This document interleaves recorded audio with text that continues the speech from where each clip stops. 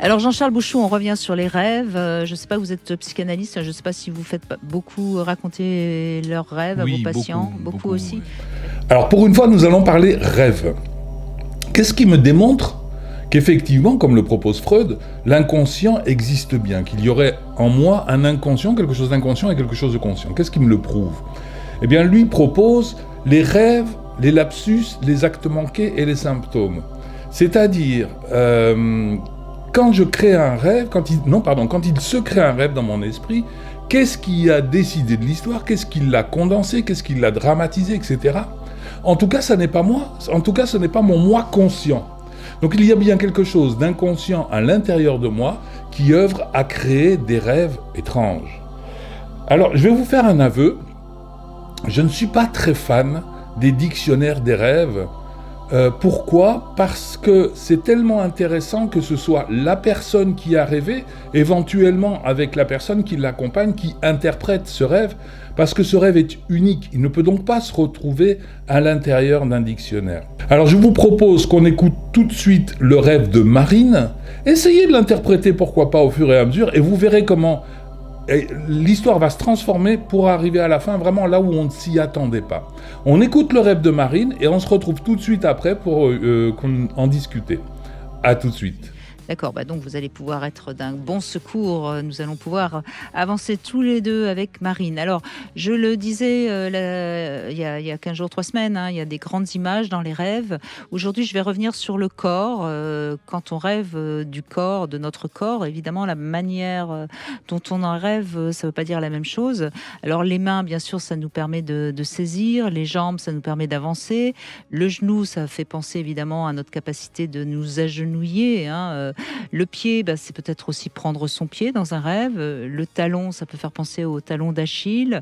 La tête, c'est symbole évidemment de l'intellect, de notre capacité à raisonner. Les yeux, souvent aussi, prennent une grande importance dans le rêve. Alors, ça symbolise le discernement, mais on peut aussi penser au troisième œil. On peut voir les choses comme elles sont ou au contraire ne pas vouloir les voir. Alors, le corps nu, c'est pas forcément toujours un indice sexuel. Ça peut être l'envie de se montrer tel qu'on est, de ne plus se cacher derrière les apparences. Les dents et les cheveux, ça indique notre énergie, mais ça peut aussi être notre envie de mordre la vie. Mais c'est souvent signe d'énergie ou de perte d'énergie, les dents et les cheveux. Voilà, je pourrais continuer longtemps sur tous les aspects du corps, mais c'était juste pour vous montrer à quel point, encore une fois, il faut interpréter. Il y a bien sûr le symbole, mais c'est ce que ça dit de nous qui est important, évidemment. Bonjour Marine. Bonjour Brigitte, bonjour Jean-Charles. Bonjour Marine. Eh bien, je vous en prie, racontez-nous votre rêve et puis on va essayer de voir ce que ça peut signifier pour vous. Moi je qualifierais peut-être de cauchemar plutôt que rêve. En fait, c'est un cauchemar que je fais de manière récurrente. Des fois, ça peut être une fois par semaine ou plusieurs fois par mois, du moins. Et en fait, c'est un contexte où tout va bien et d'un coup, soudainement, mon conjoint me quitte sans que j'ai d'indices ou que je comprenne la raison de cette rupture. Et je me retrouve dans une situation d'impuissance où je subis. Et en fait, c'est vraiment un cauchemar assez intense et profond, puisqu'à chaque fois, quand je me réveille, je suis vraiment dans un état comme si c'était presque vrai, et des fois j'ai un peu du mal à revenir à moi, à faire la part des choses, à me dire est-ce que c'était un cauchemar ou la réalité, et c'est vrai que c'est assez désagréable comme sensation quand ça se répète souvent. Oui, vous rêvez souvent donc votre compagnon. Alors vous rêvez qu'il est parti ou vous rêvez qu'il est en train de vous quitter ? Qu'il est en train de me quitter. D'accord. Et ça se passe comment ? C'est violent, c'est gentil ? Alors, par rapport à mon compagnon, dans votre rêve, Dans mon rêve, oui.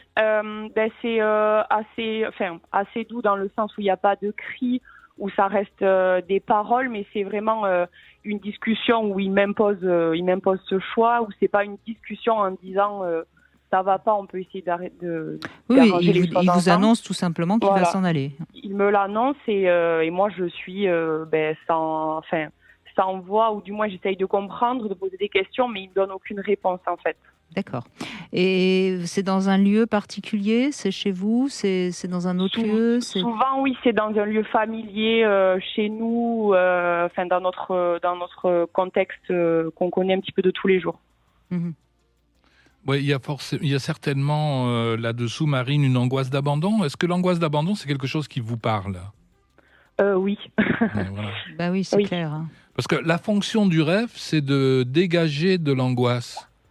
Donc, l'angoisse, si vous voulez, elle existe déjà avant le rêve. Hein, le rêve, il vient dire quelque chose qui existe déjà. C'est là où je vais travailler, moi. C'est sur votre angoisse d'abandon. D'accord, oui, je vois. Et essayer de comprendre d'où elle vient. Alors déjà, je crois que ce qui est important, Marine, c'est pas parce que vous rêvez ça que ça va arriver. Oui. Hein, ça parle de vous, ça parle pas du tout de lui. Oui. Mais à force de ne pas travailler votre angoisse d'abandon, vous risquez de provoquer ce que vous craignez. Oui. Donc votre rêve montre bien à quel point il est plus qu'urgent de travailler sur votre angoisse d'abandon. Parce qu'il est assez simple à décoder, hein, votre rêve. Il semble. Il semble, oui.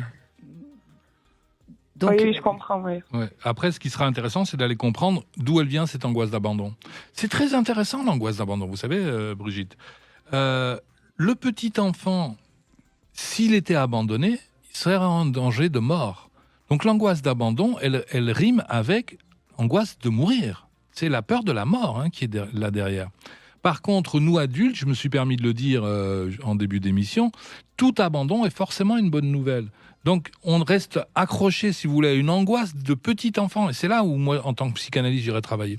Parce qu'aujourd'hui, encore une fois, si votre mari vous quitte, c'est qu'il y a quelque chose qui ne va pas, quoi. Un jour, on s'apercevra que c'était le moment que ça se passe. Et puis, vraisemblablement, en plus, Marine, dans votre histoire, il ne vous quittera pas. Hein.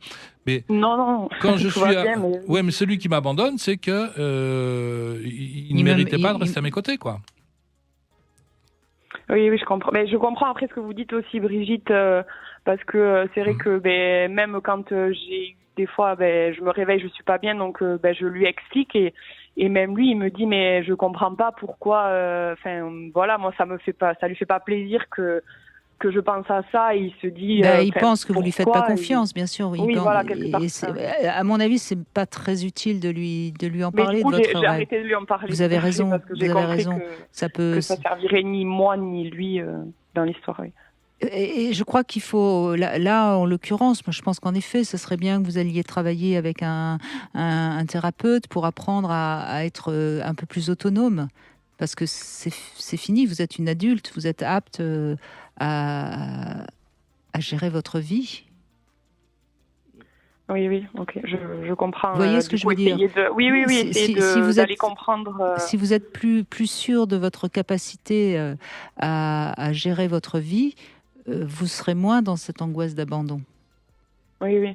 Mais je comprends ce que vous voulez dire. En fait, j'essaye déjà d'y travailler dessus et j'avais l'impression justement d'avancer et en fait à chaque fois j'ai l'impression qu'il y a ce cauchemar qui me rattrape en me disant mais en fait tu n'as pas avancé, alors que moi dans mon ressenti j'ai l'impression d'avoir essayé justement de prendre ce recul, de me dire voilà, on est ensemble, il y a notre relation, mais il y a aussi moi, ma personne, et d'ailleurs même si demain ça venait à se terminer, moi je continuerai d'exister et j'essaye de bien séparer les choses, mais à chaque fois j'ai ce cauchemar qui me ramène à cette réalité, donc peut-être qu'il y a encore des choses à aller chercher, en effet, comme vous dites, en allant voir quelqu'un. Oui, et puis à travailler sur, parce que Jean-Charles Bouchou l'a dit, et il a tellement raison, derrière ça, il y a évidemment l'angoisse de la mort, hein, et ça, c'est quelque chose qu'on ne peut travailler que soi avec soi. Oui, mais moi je parlais du petit enfant qui serait en danger de mort s'il était abandonné. Et moi, quelqu'un m'a dit récemment, j'ai eu tellement peur d'abandonner que j'avais l'impression que j'allais mourir. Et ça, c'est vraiment une angoisse de nourrisson. C'est une angoisse de nourrisson. Donc, qu'est-ce qui s'est passé quand vous étiez toute petite, Marine, pour que cette angoisse ait pris tellement de place? Là, comme ça, je dirais que... en fait, si vous voulez, je suis... mon petit frère est handicapé. Pardon, excusez-moi, je suis un peu émue. Allez-y.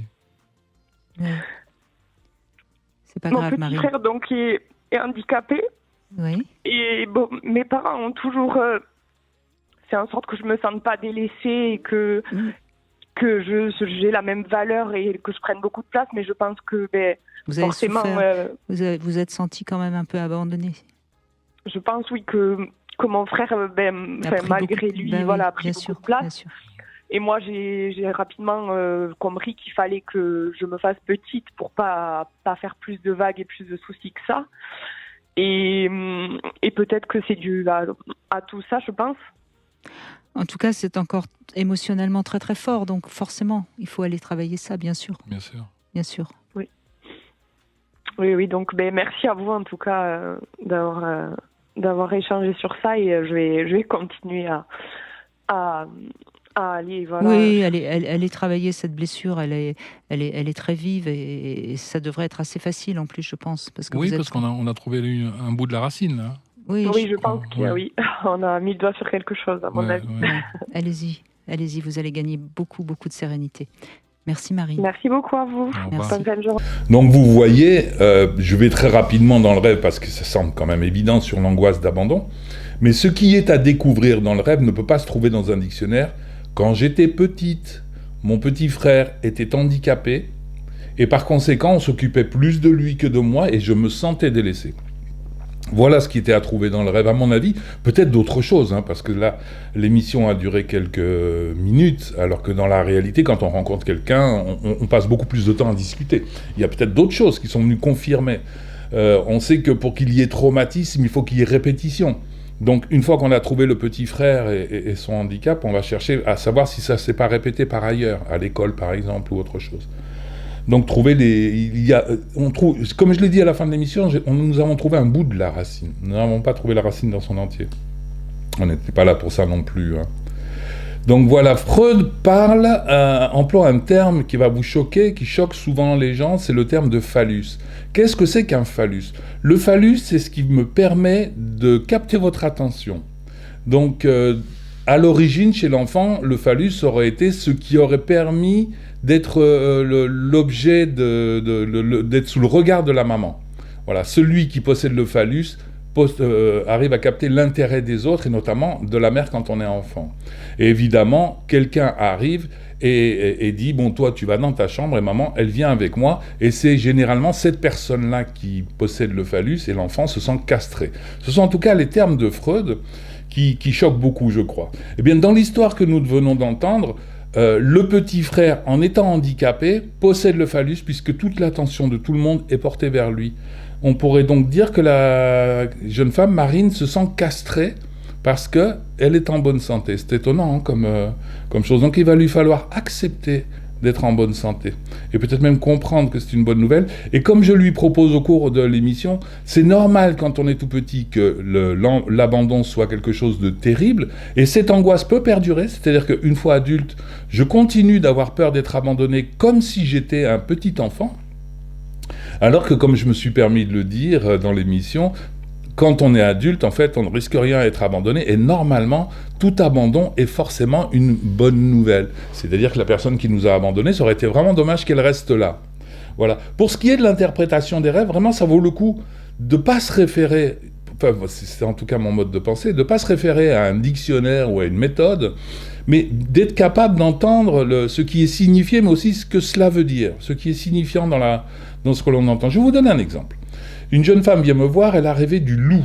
Le mot loup apparaît dans son rêve. Je dis, alors si on ouvre un dictionnaire, je ne sais pas, je ne l'ai pas fait, mais j'imagine le loup, c'est un animal qui mord. Je pense au petit chaperon rouge. Le loup, c'est lui qui a mangé la grand-mère, donc le côté maternel, qui s'apprête à manger le petit enfant. Mais je ne m'arrête pas sur cette interprétation et je propose à la personne d'élaborer à partir du mot loup.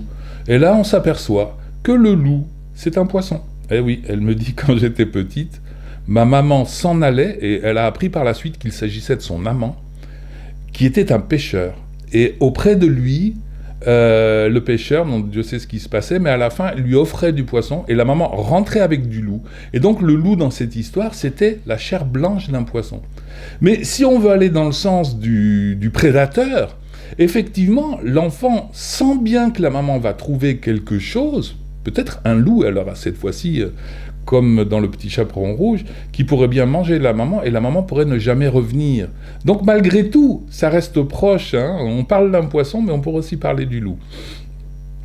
Enfin voilà. Donc, vous voyez, c'est intéressant d'élaborer, de laisser venir, de pas ouvrir un dictionnaire en disant, voilà, c'est comme ça, c'est comme ça, c'est comme ça. Tu as rêvé de telle chose, ça veut dire telle chose, point final. Beaucoup font ça. Donc, j'avais fait une vidéo au sujet du vide, et vraiment ce que je souhaite aux thérapeutes qui écoutent là, c'est quand vous êtes face à un patient ou un client, je ne sais pas comment vous dites, sachez que vous êtes vide, vous n'avez pas la solution. Et c'est important, et c'est bien que vous n'ayez pas la réponse, que vous n'ayez pas la solution, parce qu'à ce moment-là, vous laissez advenir ce qui pourrait advenir. Moi, ce qui m'a beaucoup aidé, plus que d'apprendre la psychanalyse ou d'apprendre la psychopathologie, c'est de faire de la méditation. En méditation, à la fin du souffle, on sent bien qu'on est vide. Mais à la fin du souffle, on sent arriver une nouvelle inspiration. Et c'est comme ça que je travaille, en tout cas, avec mes patients. Voilà. Je n'ai pas la réponse, et la réponse, elle va émerger ou pas. Hein, elle peut aussi ne pas émerger, ça arrive. Donc voilà, j'avais envie de discuter rêve avec vous. On se retrouve très rapidement dans une prochaine vidéo. Si ça vous plaît, ces petites vidéos, hein, pensez à vous abonner si ce n'est pas déjà fait, à activer une petite cloche de notification et à mettre des likes pour dire que vous avez aimé. Voilà, je vous dis à très bientôt. Au revoir.